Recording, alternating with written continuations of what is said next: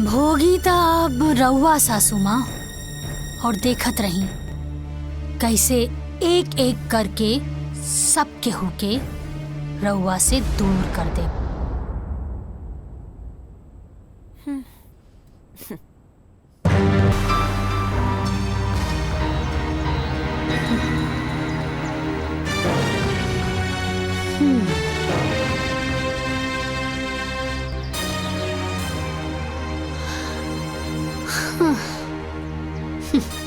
मटरू रुका रुका रुका। भोरे भोरे ना तो हार नजर हमारा पाँव पे होके किचन ओकरा बाद दाई माँ का संगे किचन बाकी काम देखे खातिर त अभी हमार हाथ पर सलामत बा। ठीक बा ना? बकरा के माई कब तक खैर मनाई। आज राव टाइम बा, चलाला हुकूमत। कल हमार आई त हम बताई। दुखा गल का? कोई बात ना, आगे से ध्यान रखिए। लड़की देखी जा रहल बनी तो क्या हमारे पसंद पर कौन एतराज तो नहीं है ना? तू चाहता हमारा संगे चल सकता ना? माई जिंदगी तोहार दिहल हा, और इस जिंदगी से जुड़ल जवन भी फैसला बा ओकर हकदार तू हो। हमके तोहार पसंद पे कोनो एतराज नहीं खे हमाई। तो ठीक बा, हम आवता नहीं। ठीक बा माई।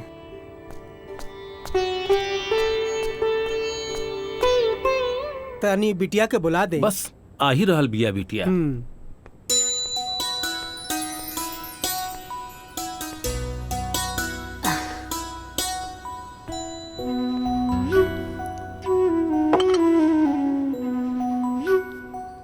ली चाय पी।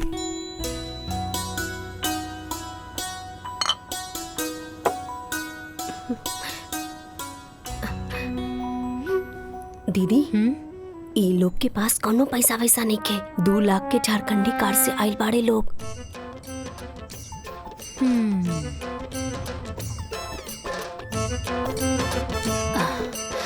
का काम करेनी? हमार नाम शेखर है। नाम ना, काम का करेनी? हमर खुद के बिजनेस बा। अच्छा अच्छा। का बिजनेस बा? मसाला के। मसाला के बिजनेस बा। आप त रउआ टर्नओवर कितना बा? टर्नओवर बाबूजी बता दो। ई का पूछा था? टर्नओवर कितना बा? हमरा के नहीं मालूम। उठ। ए बुढ़ऊ, कब रखा?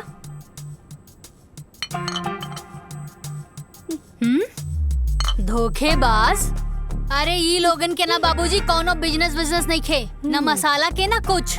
अरे हमके तो लागता कि आटा के चक्की भी ना बा इन लोगन के लगे। ई लोगन के जब टर्नओवर के मतलब नहीं खे पता तो ई लोगन के का मालूम बा। और अभी ले तू लोग बैठल का बाड़ा। उठा उठा। अरे बाबूजी लड्डू ले ली। अरे निकला यहाँ से। निकल बाहर। चला, तू तो बेइज्जतियां करवा देला। चला। अरे बेटी ई का कइलू तू? अरे बाबूजी एक नंबर के फटीचर आदमी बाड़े, और के लेके आयल रहे ऐसा रिश्ता? हाँ अरे कामधारी काका। ई कामधारी काका के पास भी ना कोनो ढंग के काम नहीं खे। जैसे वो फटीचर बाड़न ना, वैसे ही फटीचर रिश्ता भी लेके आवेलन। अरे साची से बियाह करे खातिर कोनो ऑडी फॉर्च्यूनर बैंक बैलेंस लेके आए, तब जाके साची सोची है कि शादी करे के बा कि ना कि ऐसा 5 लाख झारखंडी कार वाला।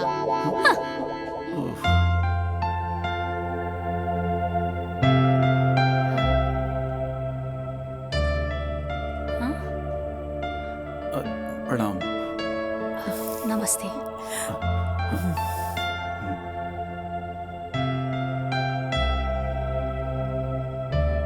काका रवा एकदम सही खातरा नहीं है। इतना एकदम हमार फोटोकॉपी पिया। हमें इतने रोक परेशान करता नहीं ना, लेकिन देखिए आज काने के हमरा के है। हम के लिए की पसंद है काका? बताओ बेटा, का चाहिए तो के? जौन चीज कहबू ना एगो फोन कॉल पे तोरा सामने आ जाए। जौन गाड़ी कहबू ना, हरा लाल पीला सब। पैसा का कोनो कमी नहीं की। तो निश्चिंत होकर खर्चा करा। जिंदगी भर खर्चा करबू ना तब वो खत्म ना हो। हम चाहता नहीं कि शादी काल का काले हो जाए। ठीक बा नरेश भाई, काहे कि हमार शादी भी काले भय रहे, तो हमार बहू काल आई तो हमके खुशी हुई। शादी की तैयारी इतना जल्दी कैसे हुई? हाँ,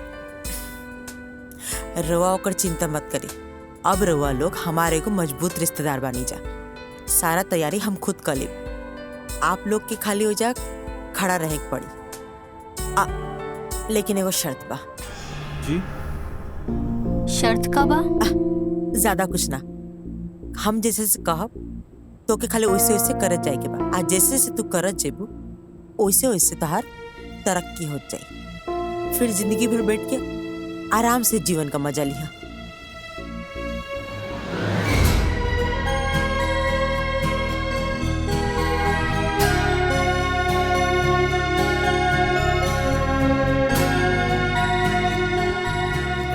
कुछ कम होता बता दे जा।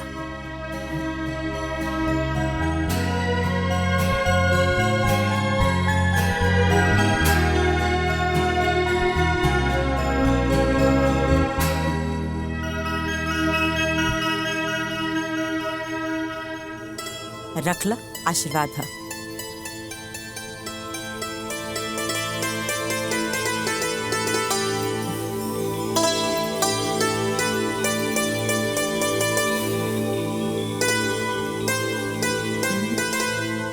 अब तो शादी तय हो गई। हाई लीजा मिठाई पूरा मोहल्ला में बंटवा दीजिए। ठीक बैठे, आज्ञा दीजिए। खुश रहा। चला।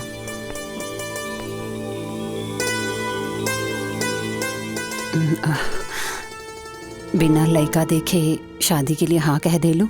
छोड़ी ना माई, अब रिस्क ले लेनी तो ले लेनी। अरे बेटा, कल शादी हो जाएगा, घर बस जाएगा, ओकरा बाद देखल जाई कि कौन केकरा के इशारा पे नचावता। अरे बेटी, उ देवकी के हम जाने ली। उ बहुत लोभी, लालची और स्वार्थी औरत बिया। कौनो बात नहीं खेमाई। अरे हमरा के भी तो पता चले कि वो खास काम और जरूरी काम उनकर का बा। काहे परेशान बड़ा? नहीं नहीं, कुछ नहीं। माँ का फोन है। हाँ माई, प्रणाम। खुश रहो बेटा, बहुत खुश रहो।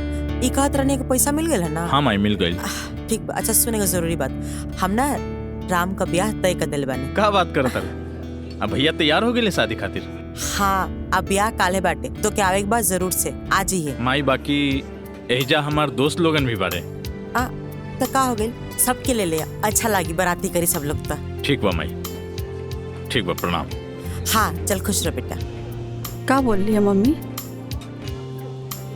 राम भैया की शादी तो फिक्स हो गई बा। अच्छा। हाँ। हमनी सब के चले के बा बारात में। पर पापा? या तो हर पापा तो ऐसे भी हमने की शादी ना होके दी है। तो चला हमार दुनिया में।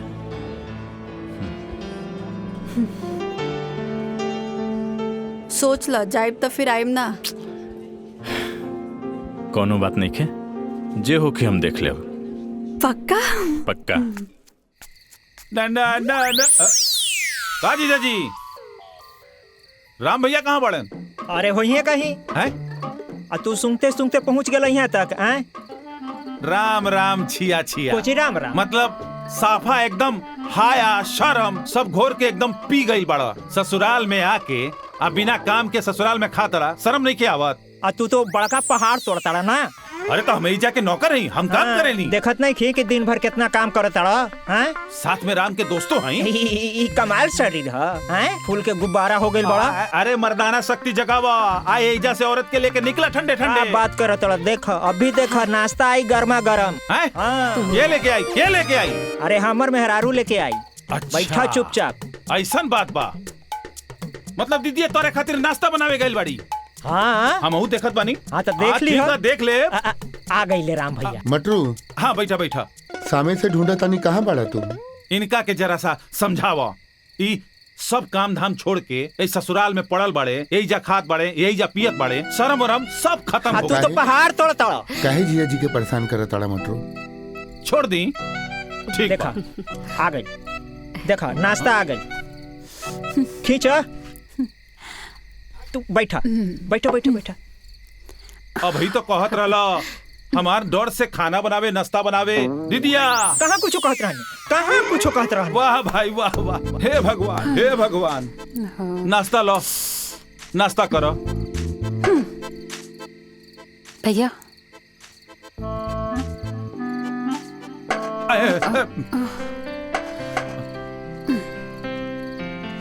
प्रणाम। खुश रह।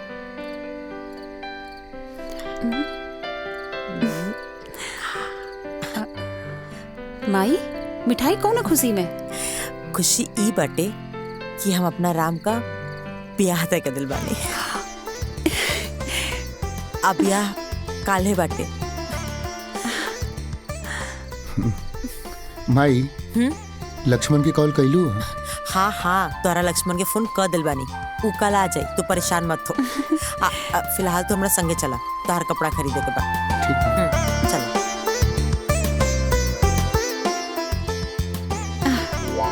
हाँ, खाए में तो तेज बढ़ले बड़ा, लपेट ला। ए दीदिया, इनकरा के चुप कराने, बिना मतलब के, न काम के, न काज के। ज्यादा मत बोली, मिठाई खाई। ब्याह तय हो गई, हमरा के केहू कुछ बतेबे न कइल। कबो कबो तो संदेह होला कि हमू ई घर के दमादे न हई, हैं कि कुछ और है। बतावा, अभी कुछ कामो न कैनी है, आ कल बियाहो बा, न कपड़ा सिलवनी आ न कुछ खरीदारी करनी। समय कहाँ बा? वाह वाह वाह। जेकरा लगे ई घर में खाली समय ही समय बा, ऊ कहता कि हमरा लगे समय ही नहीं खे। है ना? अरे अपने ब्याह वाला कपड़ा लता पहन के चल चलिए बराती। अच्छा और का? ठीक है बा। हाँ अरे चुपचाप चली ना यहाँ से। जा जा निकल जा। धीरे बोला न तो गलवा के नस फट जाए। हाँ चला निकला। अरे मिश्री मलाई खैला और कैला तन बुलंद, अब खैया शकरकंद।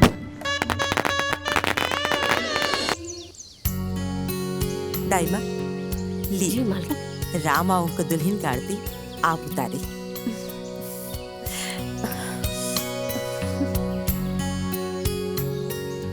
घर में नया बहू के आरती एगो नौकरानी करी का?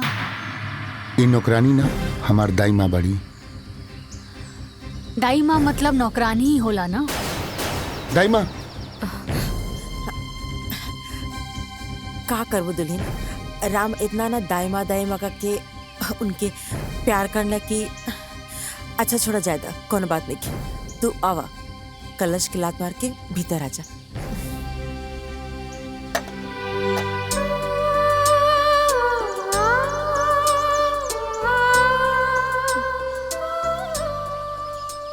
ला, दुल्हा दुल्हन खातिर दूध भी आ गई। आप सब भौजी के परेशान न कर, ठीक है? अरे दीदी, हमनी भौजी के परेशान ना करता नहीं, हमनी तो जान पहचान बनावे आइल बानी। का जीजा?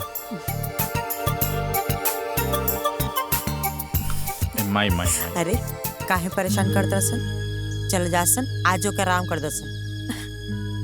जा पार्टी कर सन। हाँ, शुभ काम में देरी कैसन, पार्टी मनावला ढेर दिन हो गइल बा। चला। हाँ, रवा की तो यही सब में मन लागत। हाँ चलो चलो चलो चलो चलो पार्टी मनावे। चला। दुल्हन हाइला, दुल्हन तहर मुंह दिखाई।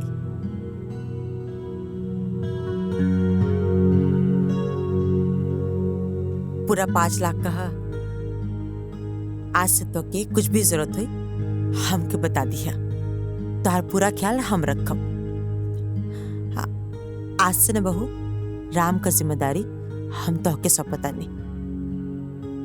राम के तू अब अपना मुट्ठी में रखिया। जाना तो ना, हर औरत के अपना पति के ना अपना मुट्ठी में रखे के चाहिए। कहे कि मर्द का जात था कभी भी बिगड़ सकेला। और एगो दूसर बात, जबले हमार काम ना हो जाए तबले तो के राम से दूरी बना के रखे के पड़ी, ठीक बा ना? आज जब तक राम तहार सारा बात ना माने लागे और तू जैसन कहा उसने ना करे लागे, तब तक हमार बात याद रखिए, ठीक बा ना?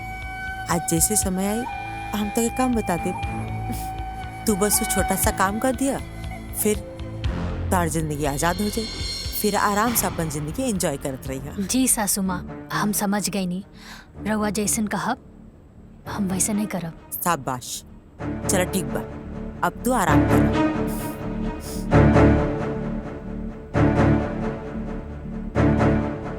कैसन माई बिया जे अपन बेटा के ही अपन पतों से दूर रखे के बात कर दिया। बिया त लोग घर खानदान बढ़ावे खातिर करे ना लोग। खैर हमरा के का करे के बा, जे हुक्म चलावे के बा चलावे दा।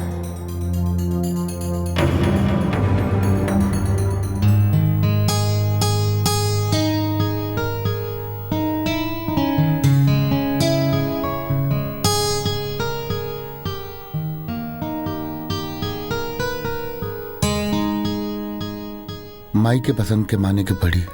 ऐसा लगा था कि आसमान से चांद उतर के हमरा सामने आके बैठ गइल बा। अखिया खोलबू, कुछ बोलबू, या पूरा रात अखिया बंद करके ही बिता देबू? अखियाँ एक शर्त पे ही खोलब। का शर्त बा? पहले रउआ हमरा के वचन दी। ठीक बा, हम वचन देतानी। कहा ना जी कि सब कुछ इतना जल्दी भइल कि हम एक दूसरे के ठीक से जान पहचान भी ना पौनी। बस हमके थोड़ा समय चाहिए ताकि हम रउआ के अच्छे से समझ सकी और एक दूसरे के जान सकी। ठीक।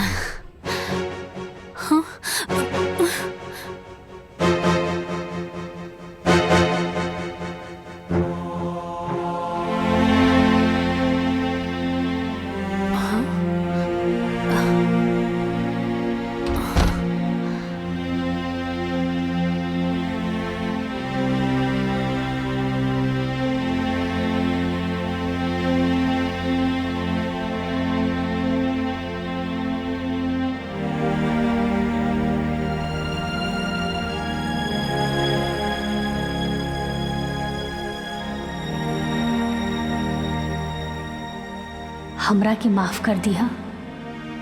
थैंक यू भगवान जी।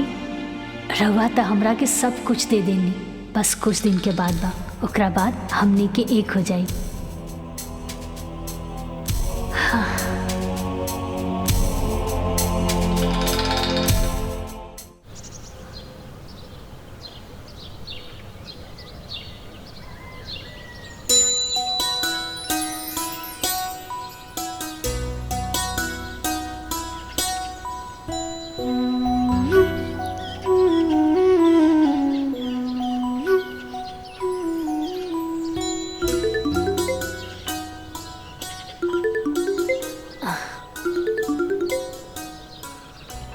माई प्रणाम। खुश रहा बेटा, बहुत दिन हो गए तोरा से बात कैले। कैसन बाड़ू माई? हम एकदम ठीक बानी बेटिया, तू बतावा। हाँ हाँ सब ठीक बा, हम हो ठीक बानी। और साची तोहर सास कैसन बिया? माई सासू माँ तो बड़ा रहस्यमय बाड़ी। का कहेली का सोचेली वो खुदे समझेली। सुन बेटिया, हम तोरा के पहले भी बतैले रहनी, नजर रखियो ओकरा पर, बहुत खतरनाक बिया उ। अच्छा ये सब छोड़ा माई, ये बतावा कि बाबूजी कैसन बाड़े? ठीक बा बेटा। पूछत रहले कि साची के फोन आयल कि ना? ठीक बा माई, अब हम फोन रखत आनी, बाद में बात हुई। ठीक बा? ठीक बा।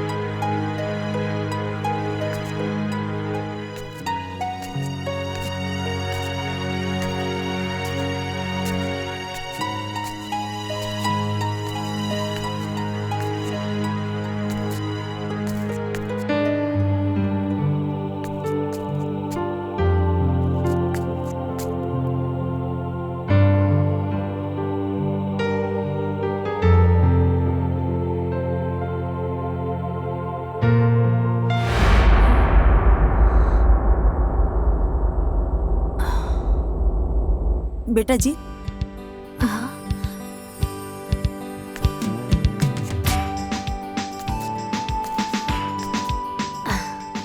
बोली ना सासू माँ।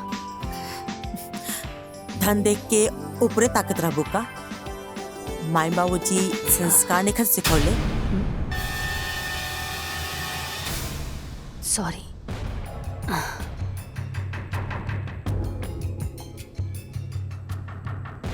भोरे भोरे ना तोहार नजर हमरा पाँव पे होके के चाहिए। आ ओकरा बाद दाई माँ का संगे किचन में। आ बाकी काम देखे खातिर त अभी हमार हाथ पर सलामत बा। ठीक बा ना? बकरा के माई कब तक खैर मनाई। आज राउ टाइम बा, चलाला हुकूमत। कल हमार आई त हम बताई। दुखा गल का?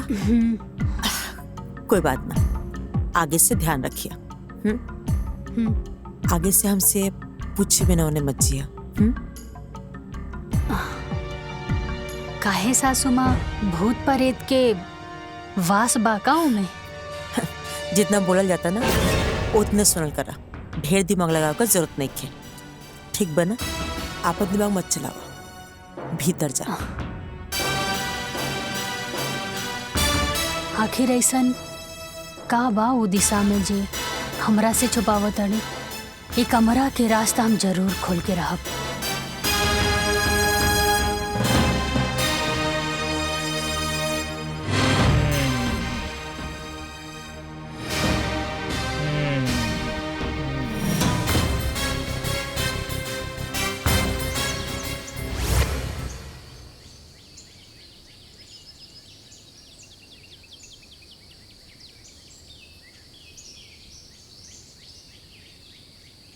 भौजी तने एक मिनट।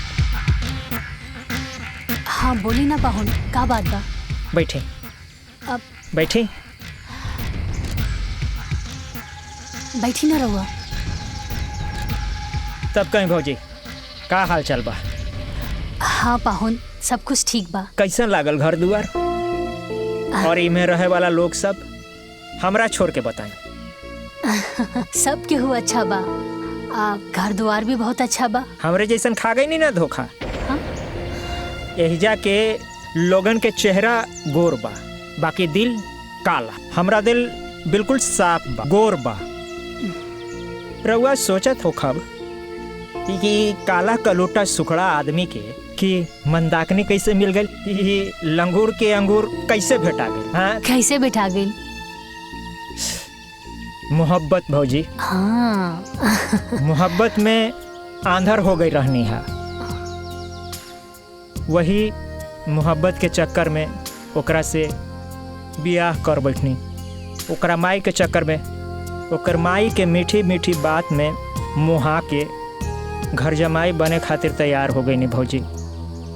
हमरा का मालूम रहे कि घर जमाई के साथ साथ ये जेल खाना के भी मुंह देखे पड़ी। ये अच्छा खासा चलता फिरता आदमी जेल खाना में बंद हो गई।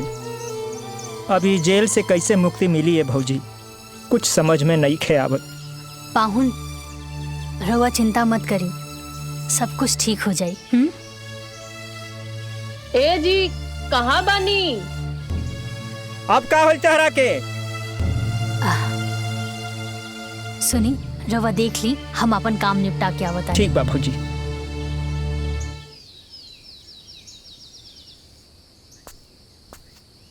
अरे प्रिया, अभी तक तू तैयार ना भइलू? चल फटाफट तैयार हो जा। जौकी लोग भी तैयार हो गए हैं, छोड़ दी है तरह। चला। ताकि तू फिर वहाँ आके हमारा इस्तेमाल कर सका। एक बात कान खोल के सुन ले लक्ष्मण, तहार झांसा में बहुत आ गई नहीं। अब यहाँ से हम कहीं न जाए। हम घरे जाए के सारा रास्ता बंद हो चुकल बा। प्रिया, हम तहरा से कहले बानी हम माई से बात करब। तू काहे इतना टेंशन लेता रू? कह दिया ना कि हम कहीं ना जाए, मतलब कहीं ना जाए। तू जाके पहले माई से बात करा, फिर हम यहाँ से कहीं जाए। बहुत हो गए लक्ष्मण तुहार। हम कहनी है ना बात करब, तू समझत काहे नहीं खूब? बस ठीक बा। ये बात सुनत सुनत हमके 5 साल बीत गए। अब बहुत हो गए। अब तुहार हम एक भी बात बर्दाश्त ना करब। तू जा अपन माई से बात करा और सारा बात क्लियर करा। तब हम यहाँ से कहीं जाइब, वरना तू भूल जा कि हम कहीं जाइब। अब तो तुम्हार भाई के शादी भी हो गई बा। ठीक बा ठीक बा ठीक। दिमाग अपन शांत रखा। अभी तैयार हो जा फटाफट। वहाँ जौकी लोग तहर इंतजार करत हुई हैं। तू तैयार हो जा फटाफट। हम जा तनी माई से बात करें। तू निकला, ठीक बा?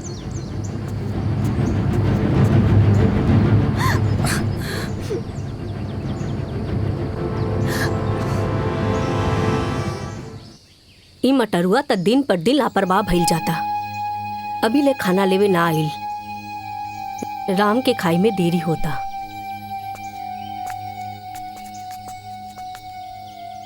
दाई माँ, रवा केहू के इंतजार करतानी का? मटरुआ अभी ले ना आइल। राम के खाना खाई में बहुत देरी हो जाई। अरे दादी, हम ले जाके टिफिन दे देतानी। लाई।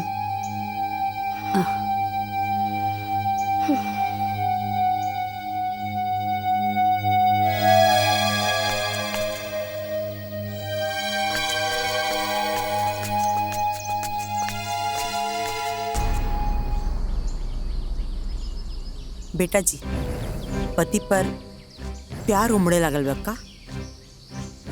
सासू माँ, रवे तो कहले रानी ना कि अपना पति के मुट्ठी में करे के बा। बस ये सब उहे के प्रयास बा। शाबाश, ई भइल ना बात। कहा तो का चाहिए? हमके तो बस राउर आज्ञा चाहिए। ठीक बाटे। आज से राम का टिफिन तू ही लेके जेबू। जल्दी जा, वो तो के गोदाम में भटैया अनाज जाए का समय होता ना। ठीक बा। और ये हमार बात याद रहे। जा। जी सासू जी।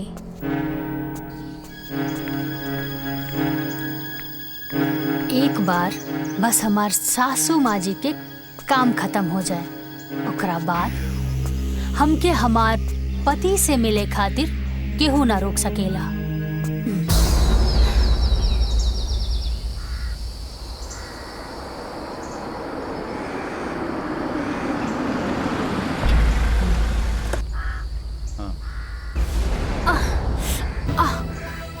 आराम से उठो, बिल्कुल आराम से। रुका। हम डॉक्टर के बुलावता नहीं। चलिए।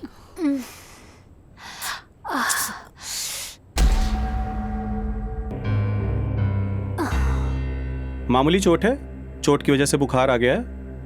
मैं दवाई लिख के दे देता हूँ, आप मंगवा लीजिएगा, सुबह तक ठीक हो जाएगा। धन्यवाद डॉक्टर साहब। मटरू। हाँ माँ जी। ये डॉक्टर साहब दवाई लिख के देता ना, जाके ले ले यहाँ। और डॉक्टर साहब के भी बाहर तक छोड़ दा। ठीक बा। ए जीजा, साथे चलो। तू रहेला तो हमरा थोड़ा ठीक लगी। हम कहे जाई? हम कहीं रात के बहरा आई जाए लेना। ये कुल तहरा वजह से भइल बा। तू जा। हमरा वजह से? सरऊ, तू समय पे टिफिन लेवे आ जाता तो ये आज भौजी के संगे ये ना होखी। हाँ जा। तोरा भाई। मटरू चुप। जाके चुपचाप दवाई लेके आओ। और आप सब भी यही जब भीड़ के लगा कोनो जरूरत नहीं के, जाके अपन अपन काम करी जा। जाई जाइए। चलिए डॉक्टर साहब, चलो। चले। दुल्हन, तू आराम करा। कोनो चीज का जरूरत हुई तो दाई माँ के आवाज दे दिया। जी सासू माँ। ठीक बा माई।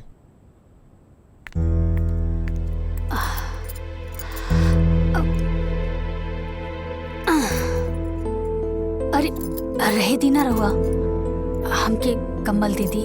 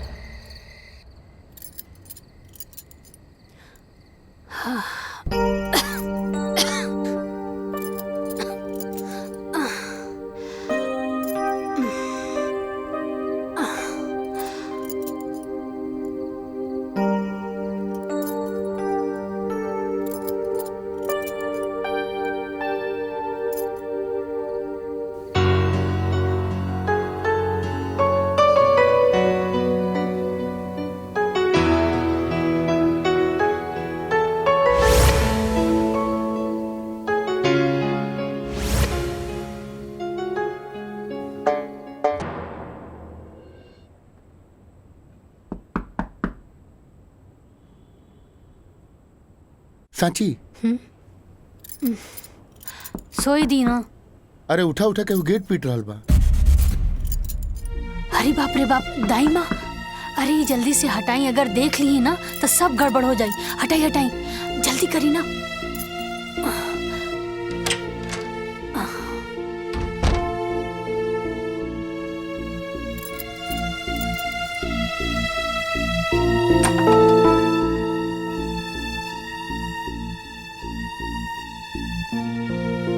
अभी ले तू लोग सुतल बाड़ा जा, ली चाय पी ली। दाई माँ, एक छोटी सी गलती की वजह से रउआ अभी ले हमरा से नाराज बानी। आपन बेटी समझ के हमरा के माफ कर दी ना। हम तो तोहके ओ दिने माफ कर देने रहनी हा, तोहसे भला काहे नाराज रहब।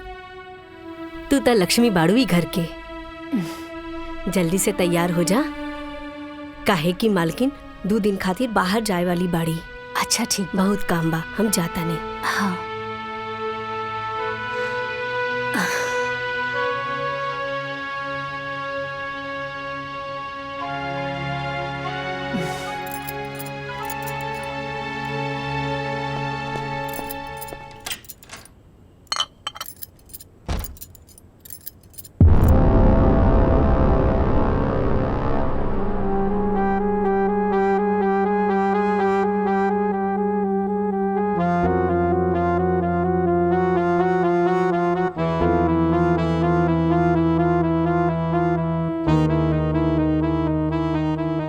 चमक धमक के बीच में ई जंग लगल ताला,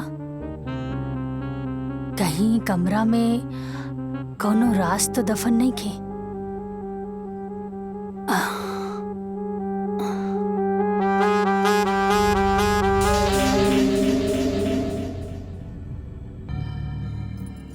दुल्हीन, ये का करत हो तू? चला हिजा से। अरे दाई माँ, हम तो ये घर के बहू बानी। ना ना चला चला। अरे दाई माँ सुनी, वो कुछ ना कही। हाँ, और हमरा के तो बस इतना जाने के बा कि आखिरी कमरा में ऐसन का बा जेकर केहू के जरूरत नहीं खे। कोई कुछ ना बोली, हमरा के देखे दी।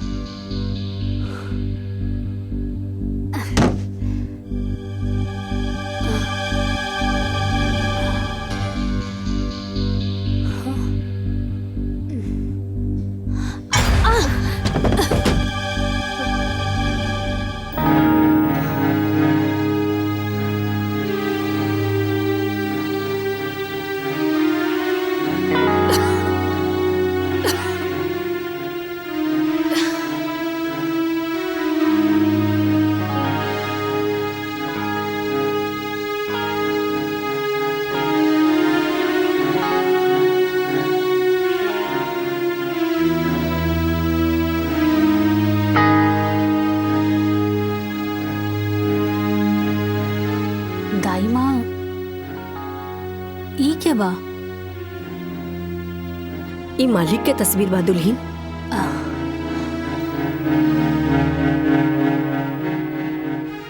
घर के मालिक और ऐसन जगह पर? अरे जब घर के मालिक के उचित स्थान नहीं के मिलल, तब बाकी लोगन के हालत तो बड़ा गड़बड़ हुई ना दाई माँ। हम मालिक के उचित स्थान जरूर दें। ना ना दुल्हीन, ना।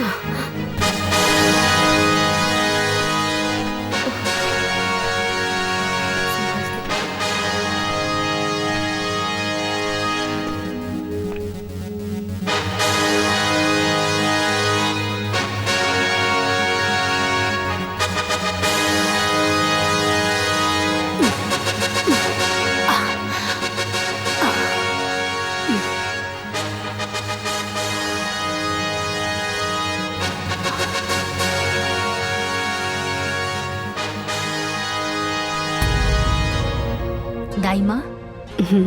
अब देख ला, घर के मालिक के उनका उचित स्थान मिल गई। एक काम करी, ये पेंटिंग के हटवा दी यहाँ से, ठीक है? ठीक बा दुल्हन।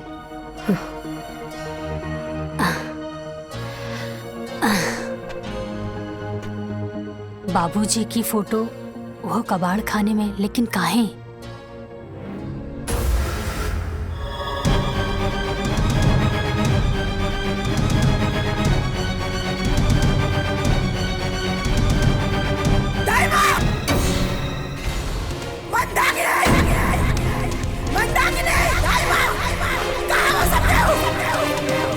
हाँ हाँ मलकिन, कहाँ भाई माई? मंदाकिनी, ये फोटो आई जा क्या टांगला सा? हाँ? अरे बाप, क्या टांगला सा ये फोटो आई जा? पता ना भाई। हाँ? अरे ये फोटो का हाथ गोड़ डाला, आपने आग टंगा दिल हाँ? हाँ? ठाकुर साहब के फोटो ता हम ही लगौनी है। तो इतना हिम्मत हो? केकरा के लगा? अपना हद से ऊपर उठेगा ना, कोशिश मत कर, ना तो ऐसा पर कतरब कि तू दोबारा उड़े लायक ना बच भी। समझ में आ गई?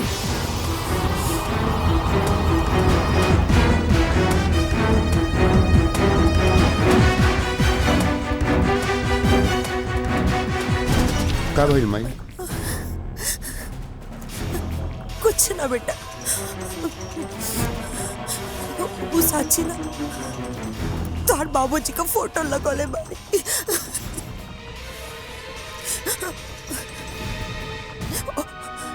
वही खातिर शाबाशी देत रहनी है।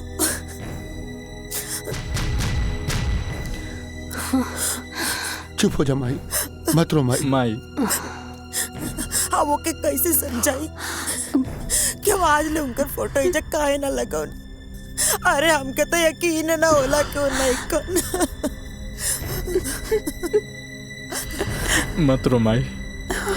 बाकी कोनो बात ना, अगर दुल्हन फोटो लगाइए दिले बाड़ी तो ये दुल्हन ओ पाएगो मालो टांग दो। ए माई, माई चुप हो जा माई। अब जब बाबूजी के प्यार हमनी के किस्मत में लिखले नहीं के, तो कोई भी कुछ का कर सकेला माई। लक्ष्मण बिल्कुल सही कहता ले माई, मत रो माई। माई चुप हो जा माई। देखी ना, फोटो में लागत अड़े कि अभी बोल पड़ी हैं। कितना आस रहे हमरो इनका से मिले के, लेकिन देखी आज मिलबो कहीं तो फोटो पर माला लटकल बा। चुप हो जाए माई। माई बाबूजी हमनी के छोड़ के ना गईले, हमनी के बीच में बाड़े। एगो फोटो खातिर इतना गुस्सा। ससुर जी की फोटो देखकर सासू माँ तो एकदम आग बबूला हो गई। अपना पति से इतना नफरत काहे? कुछ तो बात जरूर बा। आखिर सासू माँ के हमरा से ऐसा कौन जरूरी काम हा? कहीं एकर मतलब ई तना कि हमरा के हमार पति से ना मिले देवे के हिस्सा भी यह प्लान के बा। ना ता एगो सास अपन बेटा के अपन बहू से मिले खातिर काहे रोकी? हाँ।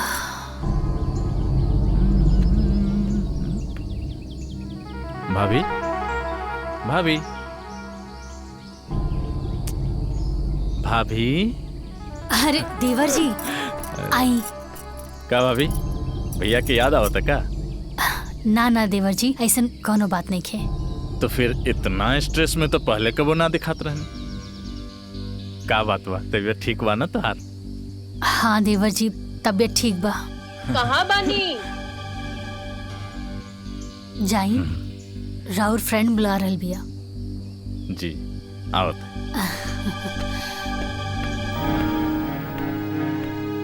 हाँ, आखिर केकरा से पूछी जे हमरा के सच बतावे। दाई माँ, हाँ दुल्हन, एक कप चाय मिली का? हाँ हाँ, अभी हम लेके आवतानी। हम गार्डन में बानी, ओइजा लेके आ जाइए। ठीक बा, हम वही जे लेके आ जाई।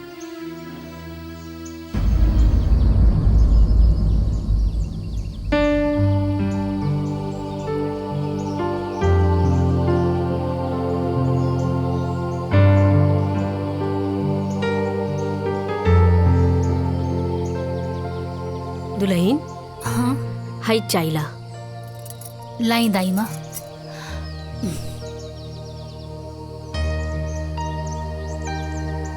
दाई माँ, का दुल्हन? अगर रवा से हम कुछ पूछब त रवा बुरा तो ना नु मानब? ऐसन काहे कहत हो? पूछा। दाई माँ, रवा ई हवेली में कितने साल से काम करत बाड़ू? जब से राम के जन्म भई तब से ये हवेली में हम बानी। हाँ। अच्छा दाई माँ, एक बात बताई, ये ससुर जी की फोटो देख के सासू माँ इतना गुस्सा में काहे आ गईली? एकरो जिम्मेवार हम ही बानी दुल्हन।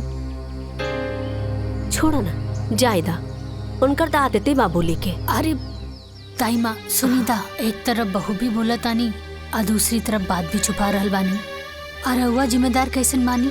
का बताई दुल्हन, राम जब 5 साल के रहने तबे मालकिन के स्वर्गवास हो गई, और मालकिन की याद में ठाकुर साहब दिन रात नशा में ही रहे लगने। तब ठाकुर साहब से हम ही जीत गईनी कि हमर गांव में एगो हमर सहेली बा, ओकरा से बियाह कर ली, और ठाकुर साहब भी बात खातिर तैयार भी हो गईलन। और एक दिन देवकी, एक बात हम था कि यही में क्लियर कर देता नहीं कि हमरा से कबो संतान के तू उम्मीद मत रखिया, काहे के हमनी लगे एक संतान बा जेकरा पर तहार पूरा अधिकार रही, ताकि कबो भी हम संतान का कमी ना होके दे, ताकि हमारा बात से कोना एतराज तो नहीं खे। ठीक बा।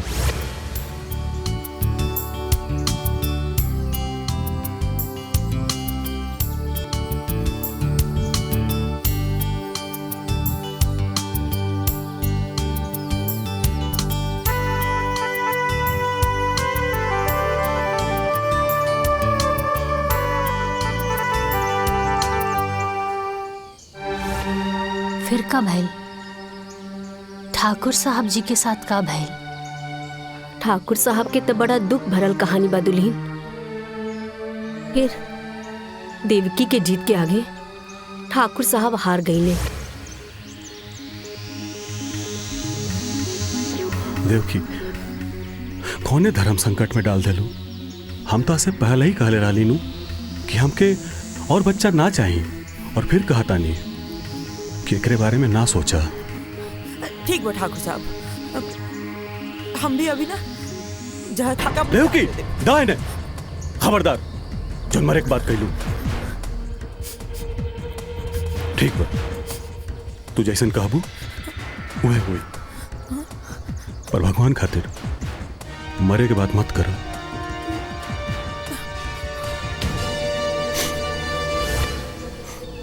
और कुछ महीना बाद देवकी अपना कोख से 2 बच्चन के जन्म दिहली, एगो लइका और एगो लइकी। अपना बच्चा के मुंह के देख राम के प्रति रवैया बदल गई। ठाकुर साहब भी देख के बहुत दुखी भइले, और हमरा से एक ही बात कहले कि गीता, हम ई बियाह कइके बहुत बड़ा गलती कर देनी, लेकिन कोनो बात ना बा, हम ई गलती के अपना जीते जी सुधारब, और एक दिन वकील के बुला लेने।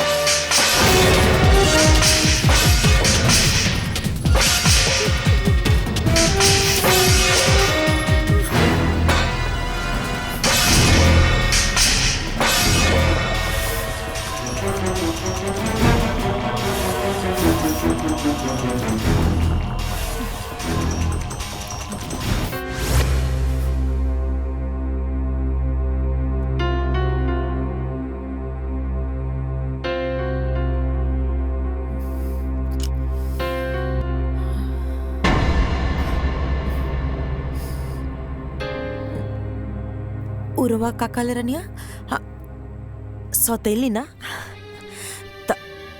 तब जब रवा हमके सौतेली कहिए देले बानी तो अब हम रवा के बताई कि सौतेली का होले। तो रवा के का लगा ना कि रवा वसीयत बदल के जंग जीत लेनी। अरे जंग था अब शुरू भला। रवा आज से अभी से हमरा खातिर मर गई।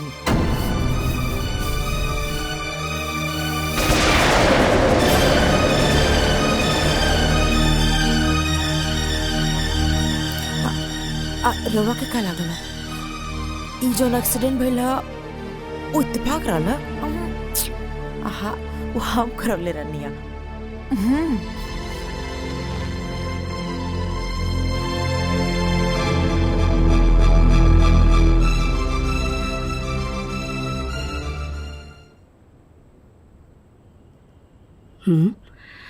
अरे मालिक कहाँ गए?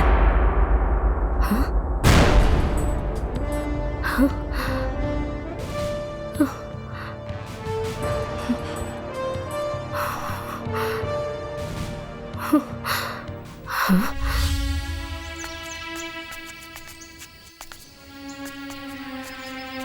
ओकरा बाद ठाकुर साहब कहाँ गईनी? ठाकुर साहब के का भइल हमनी के कुछो पता न चलल। बहुत लोग तो इहो कहेला कि देवकी ओकरा के मरवा देले। अगर हमके पता होखित कि हमार सहेली अंदर से ऐसन बिया था तो हम शादी करवैती ही ना। हमके अपना सहेली माने के बजाय एगो नौकरानी मानतिया। ई सबके त जिम्मेदार हम ही हई। रउआ से कोनो गलती ना भइल बा। रउआ तो बस अपन फर्ज निभानी है। का दाई माँ तोरा लगे कुछ काम नहीं खे का?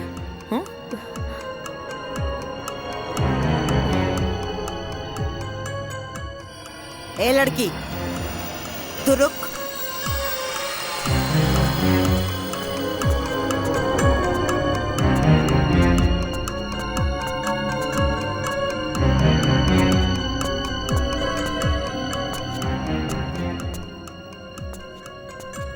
बेटा जी इसन कौन विशेष मीटिंग चलत रहा कि सुबह से साझ हो गई? सासू माँ आज तक हम रउआ से कबो कुछ पूछनी है का? आपका हवा पानी बदले खातिर भी हमके राउर इजाजत लेवे के पड़ी। एगो फोटो टांग के हमके उल्टा जवाब दे के हमरा खिलाफ जाके तू साबित का कल चाहत रो। तो हर दू कौड़ी का औकात हम चुटकी में बर्बाद कर दे। जहाँ से आई बड़ू ना ओइजे उठा के फेंक दे। सासू माँ हम इतना मूर्ख नहीं थे। हम ई घर में बियाह करके आइल बानी और रहल बात औकात के ता आज भी ई घर में हमार औकात राउर औकात से ना बहुत ज्यादा बा। काहे कि ई पूरा घर के मालिक हमार पति बाड़े। और रउआ के हमरा से कौनो काम रहल ना जौना खातिर रउआ हमरा के घर में लेके आईनी। हमरा के सब पता चल गई बा। रउआ के हमार सिग्नेचर चाहत रहे ना और हमार पति के अंगूठा। यही खातिर रउआ हमार पति के मूर्ख बना के रखनी और अपन बेटा के शहर भेज के पढ़ौनी लिखौनी। पता चल गई। ज्यादातर हम वो चारेली नागे नहीं जेके एक बार डसले पे नहीं तो उठ के पानी भी ना मांगेला। सासू माँ नागिन प्रजाति के त रउआ पार कर देनी, एमे कौनो शक नहीं खे। लेकिन रउआ नागिन ना, रउआ बानी आस्तीन के सांप। जे पालेला उहे के रउआ डसेनी। रउआ शायद ही भूल गईनी कि जौन हवा पानी में रउआ पल पोस के आयल बानी उहे हवा पानी में हमहू पल पोस के आयल बानी। यही से अगर रउआ नागिन बानी त हम बानी सपेरा, और हम हर वो नागिन के फन कुचले के हुनर अच्छे से जानी ले। राउर ई जोन गुरूर बा और ई जोन हुकूमत बा ना, एक दिन ओकरा के अपन पाँव के नीचे ना झुकावनी तो हमरो नाम साची ना।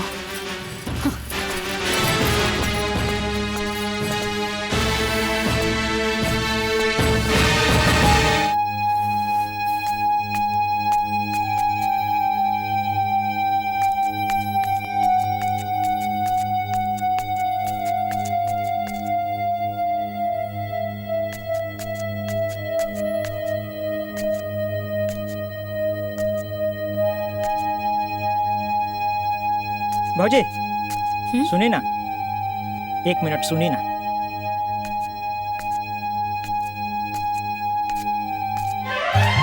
अरे हे दुर्गा, हे काली, हे लक्ष्मी, हे सरस्वती, हमरा कोनो प्रकार से ये घर से बाहर निकालिए भौजी, हमरा उद्धार करी। अरे बाहुनी, ई रउआ का कर रहल बानी? हाँ उठी, अरे पहले उठी। उठ गई नहीं, हम रउआ के बात मान गई नहीं, बाकी रउओ के हमारे को बात माने की हुई। बीए पास, पढ़ल लिखल है, अपन पैर पर खड़ा होखल चाहता नहीं, बिजनेस करल चाहत बानी, लेकिन वो हमार सास हमार राह में कुंडली मार के बैठल बाड़ी। भौजी कुछ उपाय करी। देखी हम रउआ के हिम्मत के देखले बानी, उ शेर बिया तो रउआ सवा शेर है। कोनो प्रकार से हमरा ये घर से बाहर निकाली है भौजी। You are iron lady. भौजी की जय। अच्छा सुनी पाहुन, हम जल्दी रउआ खातिर कुछ करब, लेकिन अभी हमरा के जाए दी, कुछ जरूरी काम बा, समझी? जी जी जी ठीक बा ना? जी भौजी, जाइन जाइन, लेकिन जल्दी ये कोशिश करब ये भौजी। लेकिन का भइल? बात नहीं करे के हमके। अरे लेकिन कुछ बताइबू कि का एक भइल? बार कहा तेले की बात नहीं करे के तो नहीं करेंगे। तो के एक ही बात बार बार बताए पड़ी, समझ में नहीं क्या हम का कहते नहीं। जा तू यहाँ से। अरे का हमार बात सुना, काहे इतना गुस्सा पर? लक्ष्मण, घर में अला कितना दिन हो गए, तू का के लेके आयल हमरा के कि भैया के शादी होते ही तुम माई से बात कर लेबा। अब तो भैया के शादी भी इतना दिन हो गई, तू का चाहता रहा तोहर घर में हम दोस्त बन के रही?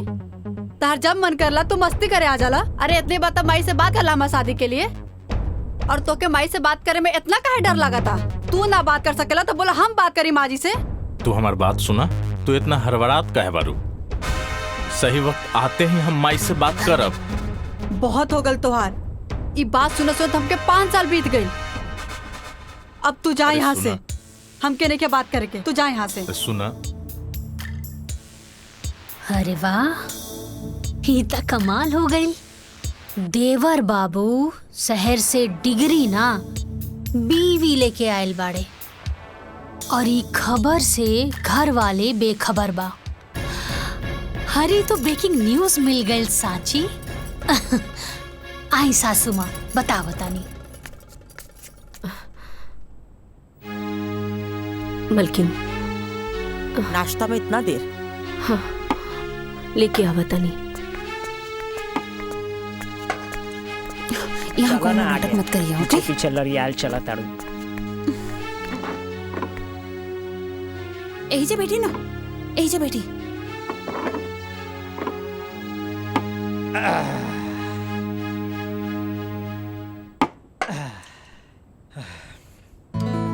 भूख लागल बा। हटी। प्रणाम माई। माई बहुत भूख लागल बा, खाना दा ना। दाई माँ हमरो लावा। दाइमा हमारी रोटी दा। आज कुछ चटपटा नहीं खे बनल बा का? आए का मेहमान जी, कुछ खुशखबरी आवे वाला बा का? जौन चटर पटर खाए के मन करता। सर तहरा से मुँहे लगावल बेकार बा। हाँ ठीक कहला।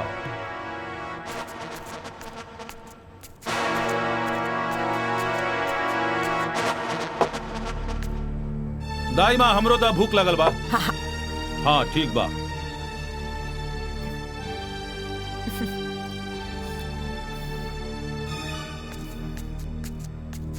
रहुआ उठी ऊपर बैठ के खाना खाई। पर हम तो बचपन से ऐसा ही खाता रहल बानी। अरे 10 साल पहले तो शादीशुदा भी ना रहनी ना। माई के राज में रहुआ नीचे बैठ के खाना खावत रहनी है, अब बीवी के राज में रहुआ ऊपर बैठ के खाना खाई। आई ठीक बात, जा जा।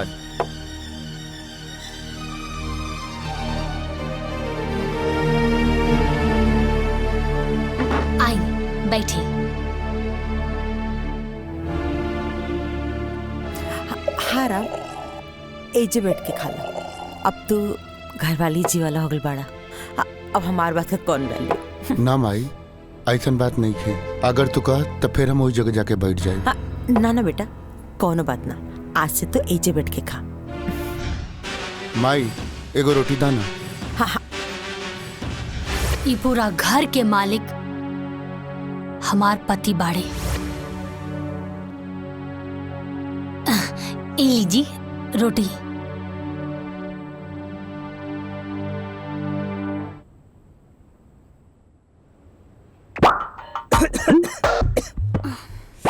कितना तीखा भाई सब्जी।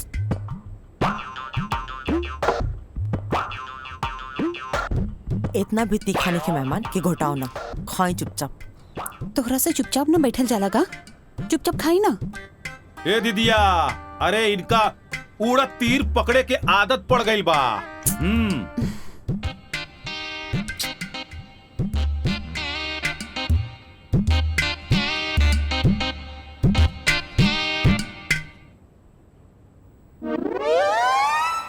देवर जी, प्रिया राउर सिर्फ फ्रेंड ही बिया या फ्रेंड से कुछ ऊपर? अरे हमार कहे के मतलब है कि फ्रेंड ही बिया तब तो ठीक बा, काहे से कि अब राउर उम्र भी हो गल बा बिया करे खातिर। ता हमनी के गांव में लड़की ढूंढल जाए का, काहे से कि हमार गांव में ना बहुत सुंदर सुंदर लड़की बिया। का सासू माँ? बहू तो के लक्ष्मण का चिंता करेगा कोनो जरूरत नहीं है, अभी होकर माई जिंदा भी है। हम आप सबसे कुछ कहल चाहता नहीं। हम और लक्ष्मण 3-4 साल से लिविंग रिलेशन में बानी जा, तो आपके कोई और लड़की ढूंढने की जरूरत नहीं है। हाँ माई, प्रिया सही कह रही बिया।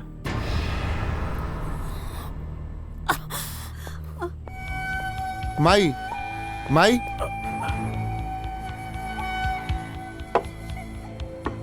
लक्ष्मण लक्ष्मण, जा जाके माई से तू माफी मांगा। भैया तू हो चला ना। ना हम न जाए, तू जाके माफी मांगा। ठीक।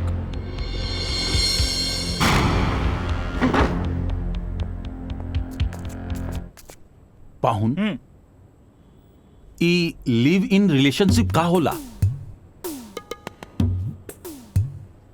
वो जे शादी से पहले होला ना, वही होला। मतलब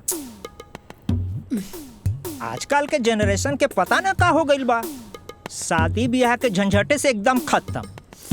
बाप रे बाप, ढेर कलयुग आ गइल बा। हमरा खाए दो। ढेर बात बोल, अब चुपचाप बैठी ना। दीदिया का कहती है सुना।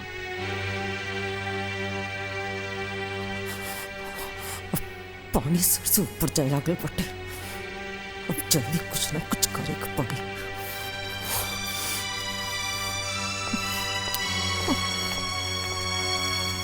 माई माई, ए माई, नाराज बारी का? नाराज काहे होई? हमार शौक, हमार अरमान, हमार गुरूर का गला घोट के पूछे तड़ा कि माई नाराज बाड़ी। अरे 3 साल से ये बात हमसे छुपा के रख ली। आज जब बतावे का बेरी आई है, जाके दूसरा से बोल ले हा, तो उन्हीं का ठान के रख ले बड़ा संग कि हमार अरमान पर पानी फेर कर हम बसन। माई हम रोज हिम्मत करके तरह से कहे के चाहत रहनी, बाकी मुंह तक बतवे ना आवत रहे। माई हमके माफ कर दे माई। माई तहार दिल तनिको दुखावे के हमार मन न रहे। माँ जी हम लोग के माफ कर दी। अब तो देखा जा सच्ची, तो से ई घर का झाड़ू पोछा अगर ना करोनी ना, तो हमरो नाम देव की ठकुराई नहीं।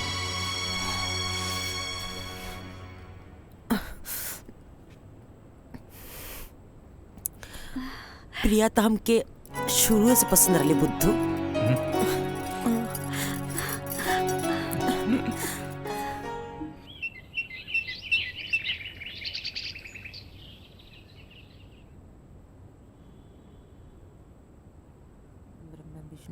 महादेव गंगे काशी विश्वनाथ गंगे हर महादेव गंगे काशी विश्वनाथ गंगे हर महादेव गंगे काशी विश्वनाथ गंगे हर महादेव गंगे काशी विश्वनाथ गंगे हर महादेव गंगे काशी विश्वनाथ।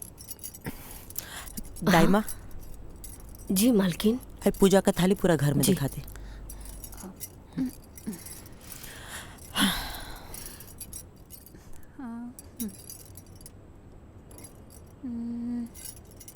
प्रिया बहू।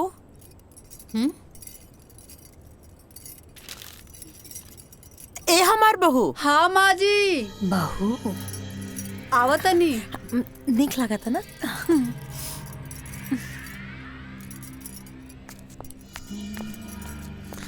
प्रिया पे बहुत अच्छा लगी। झांक लेता नहीं। हाँ माँ जी। आओ ना हमारा लगे बैठा।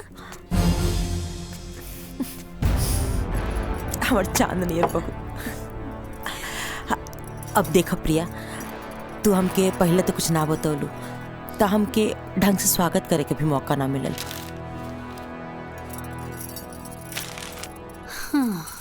ना तो हम इतना धूमधाम से तुम्हारा स्वागत करती ना कि जमाना का खुलल का खुलले रह जाए। बाकी कौन बात ना, अभी भी देर नहीं के भइल।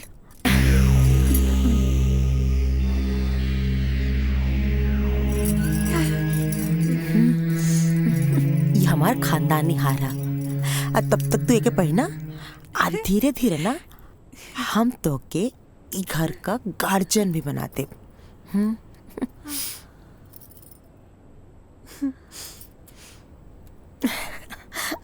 प्रणाम भाई। खुश रख।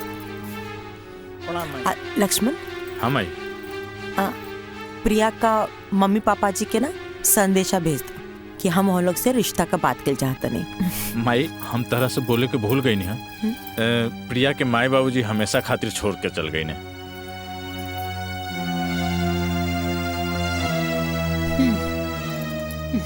हाँ तो का भेल, हम प्रिया का माई है आज से। अरे राम, तो इजा काहे बैठल बड़ा? जाके पंडित जी के बोल दा तहार छोट भाई का ब्याह तय हो गइल बा। ठीक बा माई, हम जाके अभी पंडित जी के बुला के लावतानी। सांची तू हो जा, माई के काम में हाथ बटावा। जी हाँ सांची। अरे हमरो के केहू कुछ बताई कि हमरा का करे के बा। हमहू ई घर के दमादे हैं, हमरा का करे के बा। शादी ब्याह के माहौल बा, ज्यादा कूदी ना, चली तैयार हुई। चला चला, एकरा में घबराए के कौन बात बा। चला।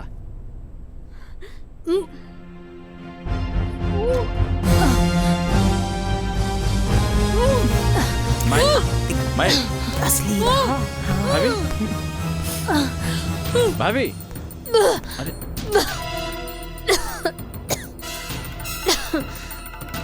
और ये तहार खुशी देख के मुंह बनावतिया। चाय दे जरतिया। हाँ तो हई देख, हई सन हमारा लगी कम से कम 10 को बा। का भइल भाभी? भाभी ठीक तो बानी ना? हाँ देवर जी हम ठीक बानी, बस उल्टी आ गई। भाभी डॉक्टर बुलाई का? अरे नाना देवर जी हम ठीक बानी। और रउआ एजा का करत बानी? राउर तो शादी के बाद चला था ना, जाई तैयारी करी। भाभी हम ठीक बानी, रवा जाई। ठीक ठीक बा।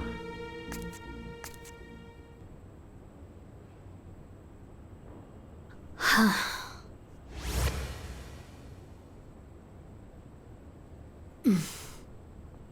सांची हम का भइल, तोहार तबीयत ठीक बा ना? हाँ हम ठीक बानी। लक्ष्मण बतावत रहे कि तोरा उल्टी भइल रहे नीचे। खुशखबरी बा। हम तोहार तबीयत के बात करत तानी और तू खुशखबरी के बात करत तानी। रउआ पापा बने वाला बानी का? साचो? हाँ। कबले हम पापा बन जाए? हम जाके माँ के बता क्या बता? अरे बैठी था। अरे अभी बहुत टाइम बा, और सासू माँ के हम समय देख के बता दे। काहे से अभी घर में शादी ब्याह के माहौल बा ना। बधाई हो पापा जी।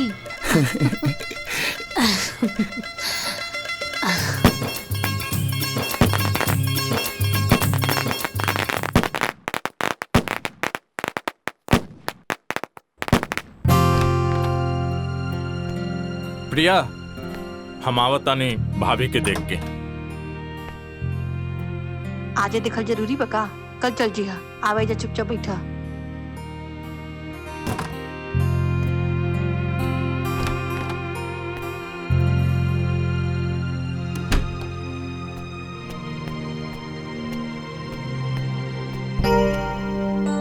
का भइल भाभी?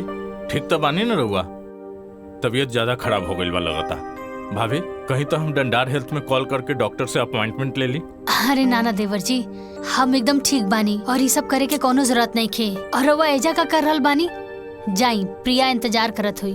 अरे ना भाभी, पहले हमरा खातिर रहुआ लोगिन बानी, ओकर बाद प्रिया। हा लक्ष्मण, तू टेंशन मत ला, हम बानी नु। तू जा, प्रिया तहार इंतजार करत हुई। अब देखिए, जा जा जा, रउआ सब लोगिन ठीक बोला बा। तानी, बाकी मन न करता यहाँ से जाए के। जाई देवर जी, इंतजार करत हुई। ठीक बा।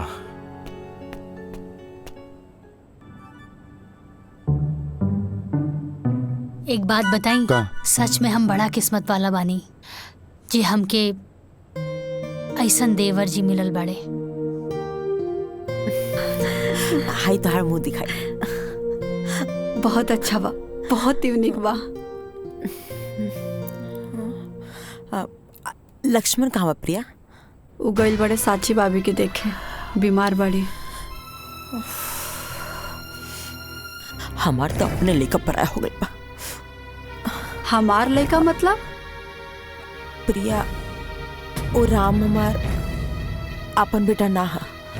अरे उ सौतेला ह, सौतेला। हम बहुत कोशिश करेनी कि लक्ष्मण ओकरा से दूर रहो, लेकिन वो तो भैया भैया करके एकदम भगत बन गइल बा। अब तू ही सोच दुल्हन, का हम इहे दिन खाते न ओके पढ़ौले लिखौले रहनी हा कि वो जाहिल गवार का पीछे पीछे घूमत रहो? हाँ, बाकी प्रिया, अब हम ये चाहता नहीं ना कि तू लक्ष्मण के अपना मुट्ठी में रखा। हाँ, कोशिश करिए कि लक्ष्मण जितना हो सको वो नौकरन से दूर रहो। हाँ हाँ, ठीक बाटे, तो अपन ध्यान रखिए, ठीक बा? आराम करा।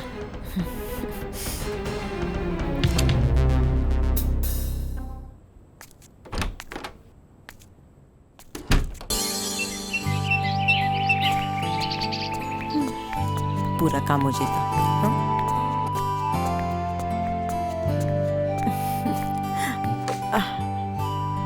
प्रणाम माई। तू भी बैठ जा बेटा।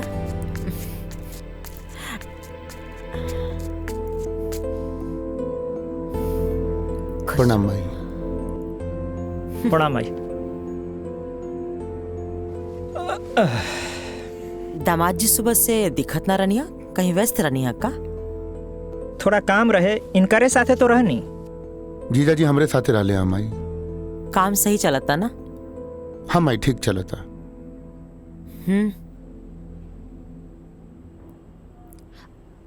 सुनी ना देवर जी। हाँ भाभी। जीजा जी के रवा लोगन से कुछ बात करे के रहल हा। हम कहाँ कुछ कहनी हा। हाँ, कहत रहनी है कि सिनेमा। जीजा जी, रवा तो कोनो बिजनेस की बात करत रहनी है ना?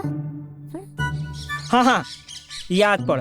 हम चाहत रहनी है कि हम बिजनेस शुरू करल चाहत रहनी है। बाकी यहाँ ना, जौनपुर में अपने जिला। ये तो बहुत अच्छा बात बा माई। बढ़िया बात बना, लेकिन एकरा खातिर तो धन चाहिए। तई में परेशानी का बा? टिकट हम बना देता नहीं, अब फाइनेंस का व्यवस्था माई कर दी। वाह, ससुरार होके तो ऐसा। सासू माँ तो साक्षात लक्ष्मी है। दामाद जी, रवा के नहीं लागत कि रवा आजकल मेढक नियर ढेर फुत करता नहीं? माई, जीजा जी अपना जिला जौनपुर में व्यापार करे के प्लान कैले बने। राम बेटा, इकुल इनका बस का बात नहीं है। वो जैसे बाना उनके ओसी ही रहता।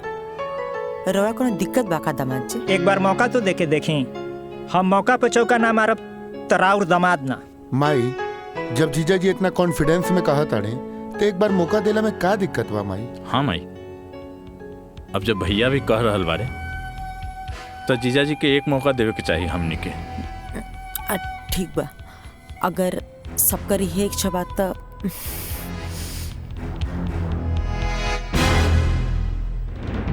जिया जी हमरा टिकट बना देता नहीं। ला खाली हम अकेले थोड़े जाई। अब बिजनेस बा तो नया नया बिजनेस शुरू करब तो हिसाब बखरा खातिर कोई तो चाहे न, साथ में मंदाकिनी जी हैं तो काम आसान हो जाए।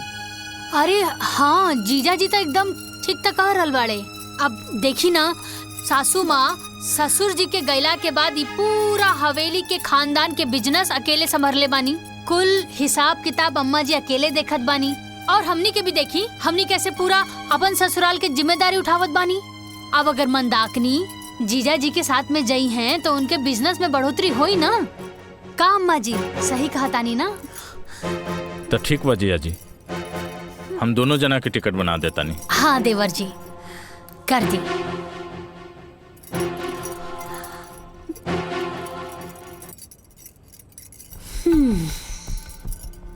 ली जीजा जी, टिकट तो बन गई। शाम के ट्रेन बा और टिकट बन गई जी। शाम के ट्रेन बा। तहार बहुत बहुत धन्यवाद।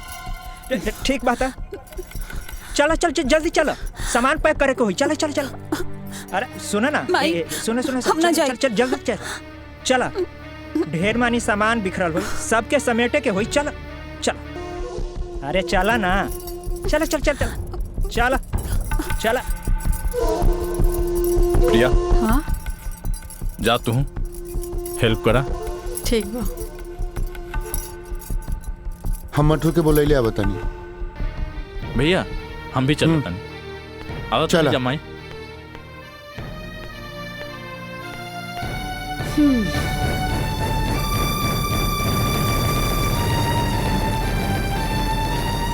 तो के कर खामियाजा भुगते पड़ी लड़की। भोगी तो अब रउआ सासू माँ, और देखत रही कैसे एक एक करके सब केहू के रउआ से दूर कर दे।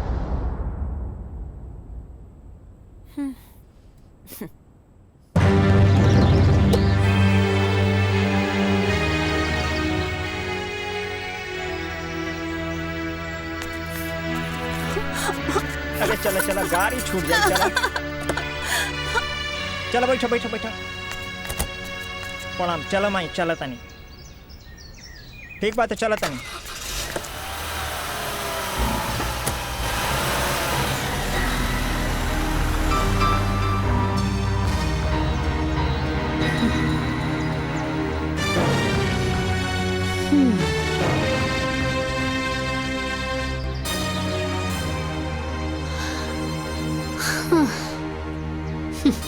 ए मटरू, रुको रुको रुको रुको।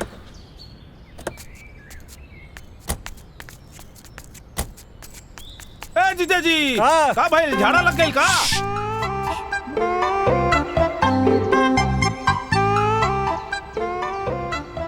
हे भगवान, हमरा ससुरारी के रास्ता के मुंह ना देखे के पड़े।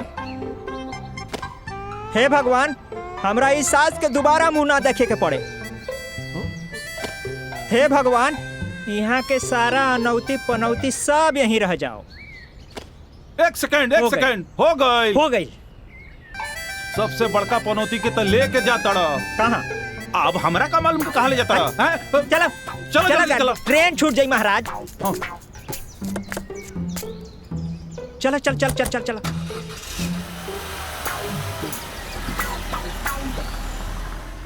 दाई माँ, ये फोटो देख के लागता कि इनकरा के कहीं ना कहीं हम देखले बानी, लेकिन कहाँ देखले बानी याद नहीं के आवत। देखले तो बानी कहीं ना कहीं। याद करके बतावा दुल्हन, कहाँ देख लू?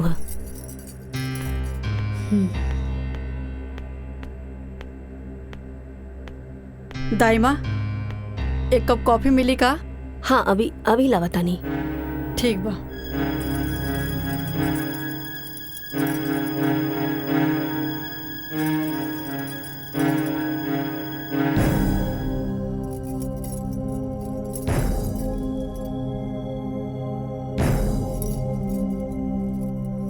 दाई माँ, हाँ कॉफी बनावे में कितना टाइम लगा था? बस हो गई, अब ये लागता नहीं। पता न कहाँ से सब उठ के आ जाला।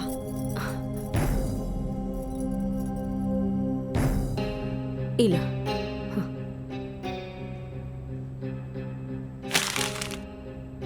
इतना टाइम लागेला कॉफी बनावे में? यू बास्टर्ड जाहिल गवार, तुमको सेंस नहीं का? दुल्हन वो गलती से गिर गई ला। प्रिया, तमीज नहीं खे का कि अपने से बड़ से कैसन बात कल जाला? अरे कम से कम दाई माँ की उम्र के तो लिहाज रखा। लिहाज आप करी, काहे कि आपके नौकरानी और मालिक के बीच के फर्क नहीं के पता। अरे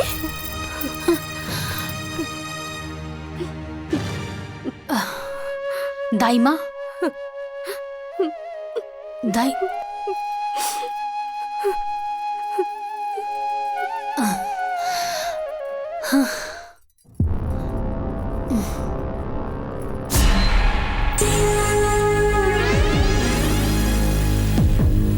अच्छा,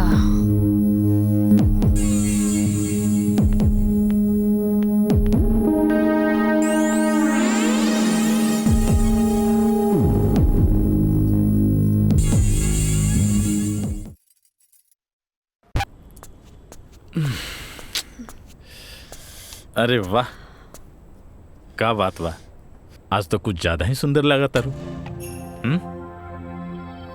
का भइल?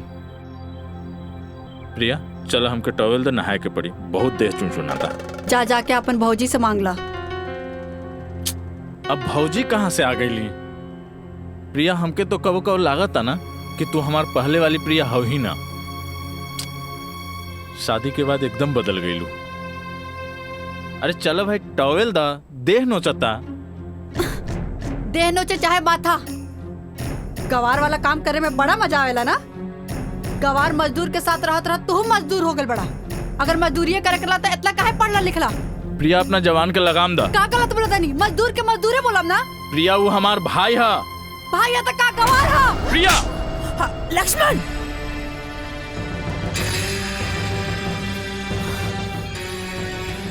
तो हिम्मत कैसे भइला हमार बहू पर हाथ उठावे के? मायू हमार राम भैया के कहतिया कि गंवार हा।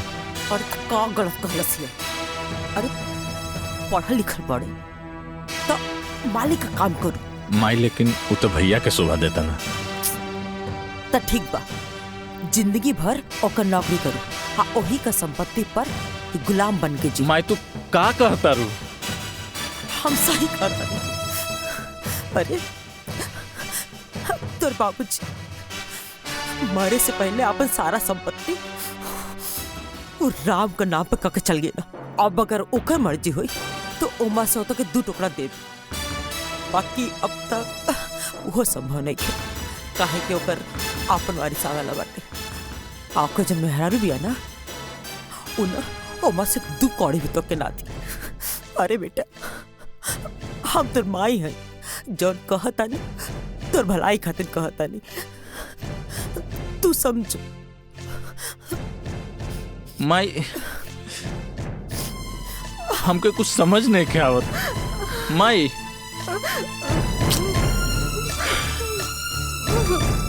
का हो रहा बस समझ में नहीं के आती।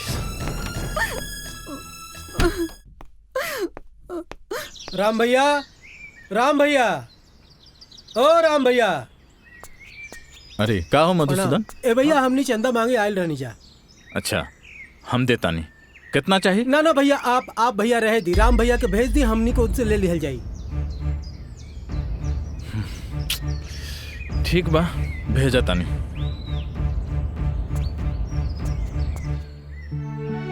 देखा राम भैया आ गए। भैया का भइल मधुसूदन? भैया हमने मंदिर में पूजा अर्चना खातिर चंदा मांगे आयल बानी। अच्छा, कोनो बात ना, हर साल के तरह ए साल भी पूरा पूजा के खर्चा हमरा तरफ से ठीक है भैया। है ला पैसा। जी भैया। कोनो चीज में कमी ना होके के चाहिए। ठीक है भैया। निसंकोच कोनो बात हुई तो बताइए। जी भैया, प्रणाम। ठीक बा। प्रणाम भैया। लक्ष्मण, का भैया? नाश्ता कैला है? हो गई। हाँ मटरू भाई, थोड़ा बाहर जाता नहीं काम से, तू खेते पे जाके पानी पटा ली है। भैया आपन काम ना खुद ही करे के चाहिए। ऐसे भी हमके अभी बहुत काम बा अपन प्रोजेक्ट पे। आई पढ़ाई लिखाई हम खेती गृहस्थी करे खातिर नेखे कहीं ध्यान रखिया। आदमी अधिक पढ़ला लिखला के बाद थोड़ा सा डिस्टर्ब हो जाला का। चुप छोट भाई बा चल। हाँ चला।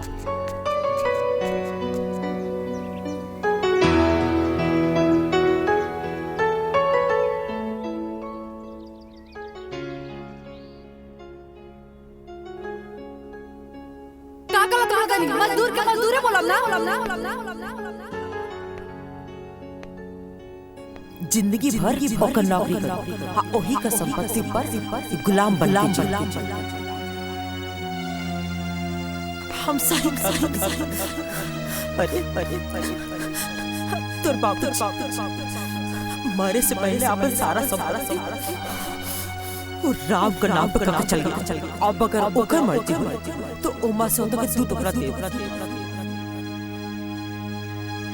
और खाली फोने में बात करता बका मैं मिले के मन ना करला। तार भैया का जन्मदिन भी आवे वाला बाटे, हो सके तो समय निकाल के आ जाइए। अगर मजदूरी करला तो इतना काहे पढ़ला लिखला।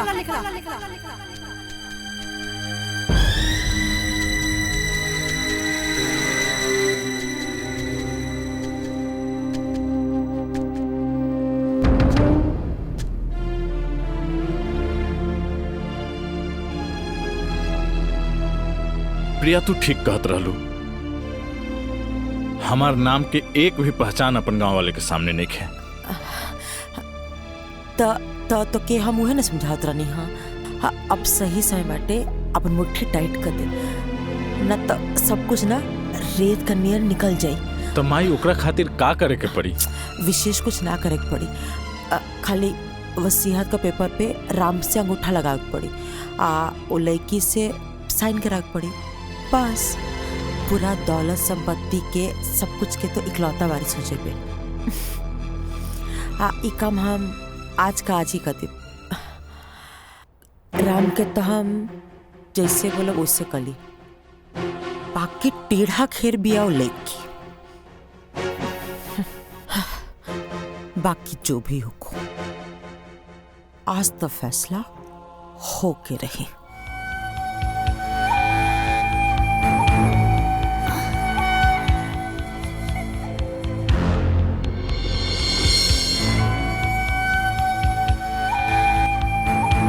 देवर जी,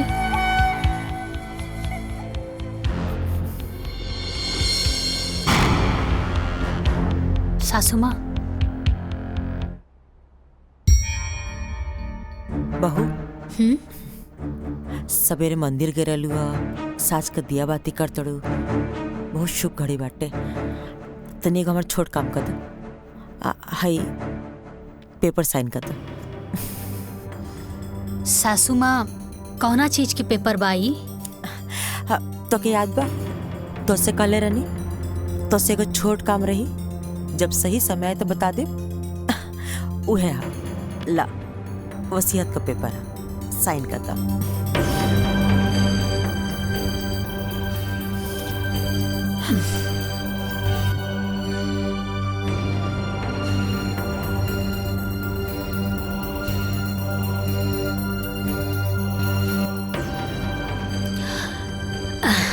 ब्रह्मा विष्णु महेश भी कही है ना सासू माँ, तब वो जाकर हम पेपर पे साइन ना करब।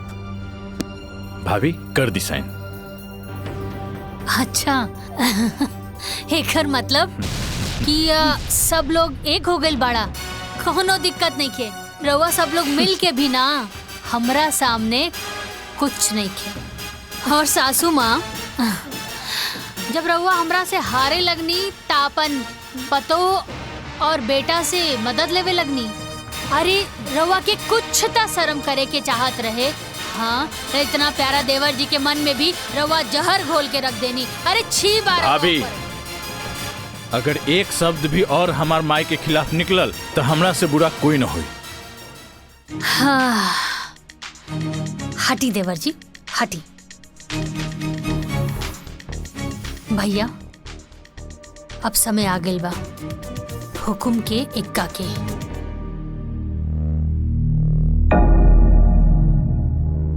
सासू माँ तू डाल डाल त हम पात पात।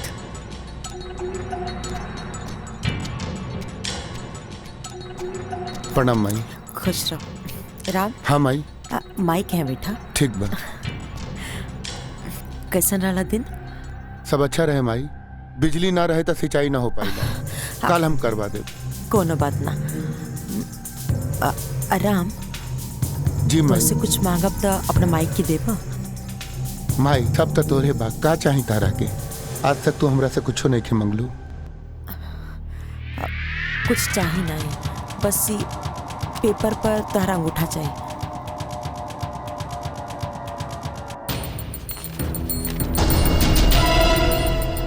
यहाँ पे माई।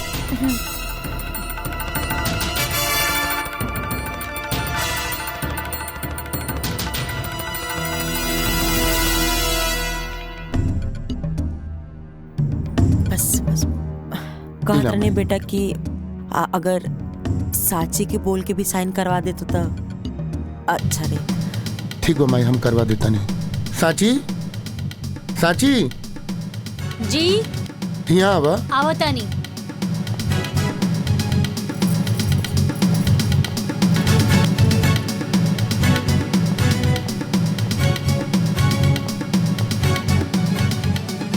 का भैल जी? साची है पेपर पर साइन कर दा। रउआ क देनी का? हाँ हम अंगूठा लगा देनी है। रउआ भी ना इतना सीधा बानी। ए लेकी हमरा के ज्यादा टाइम नहीं है, चुपचाप जल्दी से साइन कर। सासू माँ रउआ गलत जगह प्रयास करतानी। हम कहनी ना कि हम ई पेपर पे साइन नइखे करब और कबो ना करब। साची जिद मत करा, साइन कर दा। रउआ के पता भी बा कि का बा? अरे वसीहत के पेपर बाई। ए लेकी ते चुपचाप साइन कर बिक्की। हाजे तोर सुहाग के मिटा के रख दी। अगर रउआ के मारे के बा ना तो हमरा के मारी। तो के मार के का करब? तो क्या तोर बच्चा के ते घर में नौकर बना के रख। माई ई तू का कहा ताड़ू? उहे जौन तू सुनत बोल चुपचाप अपन मेहरारू का कि साइन करो पेपर पर। साची साइन कर देना। माई के काहे गुस्सा देवा बता? माजी देखत क्या बनी? गोली चला दी। ना माई, गोली चलावे के बात ना भइल देखो सौतेला भाई पे इतना मुंह दे काहे दिखाओ दिन माजी गोली चला दी। सौतेला तहार दिमाग खराब हो गेल बा। ये सब का बोला तारू? प्रिया सही कर दिया। ईरान तो हर सौतेला भाई हो। माजी गोली चलाई। ना माई, ना माई, माई ना। माई ए जी माई का कइलू? ए जी ई का हो गइल? अरे दाइमा। अरे ये तारा के मत कैसे भाई पर हाथ उठा दे। दाइमा। माई का भइल? एक मिनट माफ कर दे भाई। ये बच्चा भाई करे के नहीं के पता भाई का कइले बा। अरे 9 महीना भाई कोख में रख के अपना खून के दूध बना के पिया मिली तब बेटा दुनिया देखे के लायक बनेला। ए भाई ई का कर देलू भाई? अरे एक बार हमरा बोल के तो देख तू। तोरा के सब बत्ती चाहत रहे ना, हम अपन जान निकाल के तोरा कदमों में डाल देते। भैया भैया भैया बेटा बेटा राम भैया आखिरकार तू हमरे बेटा के मार दे ले। माई यही खातिर ब्याह के लाइन लड़ी तारा। माई का कर देलू माई? कौन जन्म का बदला ले तारू तू? लेके चले अस्पताल लेके चलिए। लेके चलिए। राम जल्दी जल्दी जल्दी।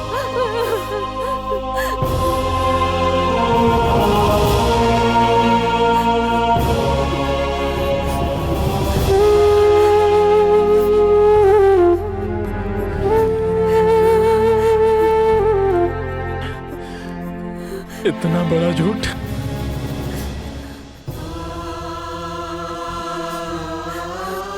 हमके तो तू कहले रहलू हमार बाबूजी ना मारे।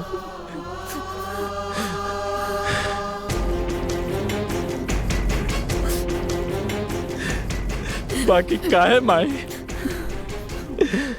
काहे ऐसन कैलू?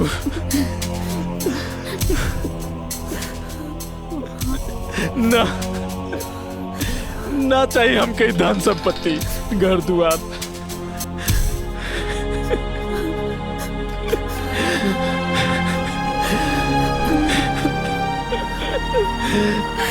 ना चाहिए। माफ कर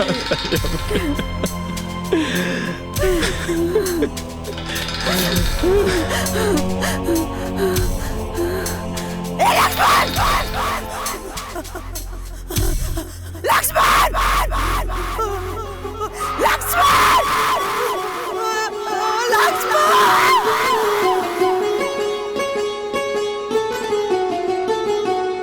ठीक हो ठीक बानी ना? हाँ हम ठीक बने। आराम बाबू, होश आ गए। लक्ष्मण हाँ भैया। कैसन बाड़ा तू? हम ठीक बानी भैया, रउआ ठीक हो जाई, सब ठीक हो जाई। हम ठीक बानी। मन में मैल रहल जे भी वो, मन में मैल रहल जे भी वो, सबका मैल धोआइल बा। काहो खेला खून के रिश्ता सच में आज बुझाइल बा। काहो खेला खून के रिश्ता सच में आज बुझाइल बा। हर आँख में लोर भराइल बा, हर आँख में लोर भराइल बा, हर आँख में लोर भराइल बा, हर आँख में लोर भराइल बा। तू मत रो भाई।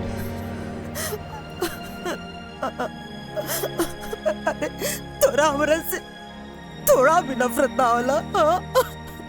हर कोनो बात से कबो हम बुरा मन लिया माई। मत रो माई, मत रो माई। तू माफी मत मांग माई। अगर हमरा से कोनो गलती भइल बा तो हमरा के माफ कर। हम ठीक बानी माई। माई मत रो ना माई, मत रो।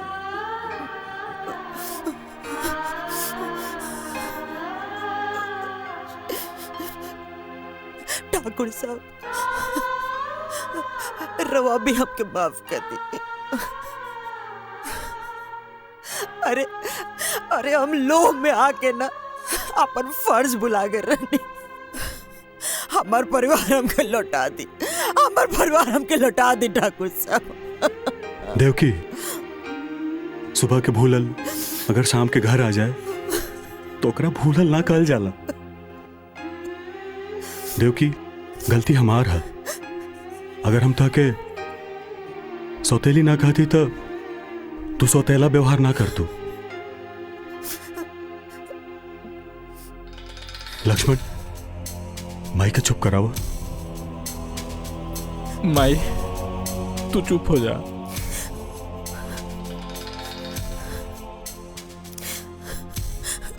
बहू, हम सबसे बड़ तो हार गुनाहगार बनी। अरे तू तो हमारा घर का लक्ष्मी रहलू, लेकिन हम तोरा संगे कितना गलत कही, कितना गलत। तो कि जौन सजा देवे बा तू हमके दे दा, बाकी हमके माफ कर दो। माई माई, रउआ के प्राश्चित कैला के कौनो जरूरत नहीं खे। राउर एक एक आंसू ई बात के गवाही देता कि रउआ निश्चल बानी। और माई कहल जाला ना कि अंत भला त सब भला। और सासू माँ, अब सॉरी माई, अब कौनो शर्त वर्त तो नहीं खे ना?